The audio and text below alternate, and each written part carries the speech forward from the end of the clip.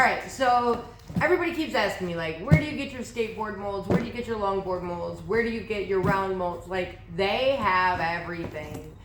Like, okay, so if you're looking for high quality silicone molds, these are your people.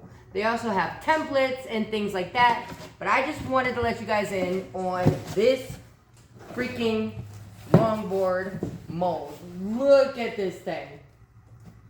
Look at this. Cutaway longboard mold. They got a skateboard mold as well.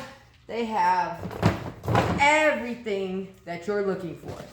All right, I'm going to tag their website below, and you can follow along because I'm about to build Chowder, the skateboarding bulldog, a dog treat longboard. Let's do it. Oh man, this thing, ooh, it's gonna be so pretty. This, let me show you guys. This measures, I think it's 37 inches. Yeah. The inside is about 36 3/4 and the outside measures at 38. It is 9 inches. Well, inside is 8.5. Outside is 9.5.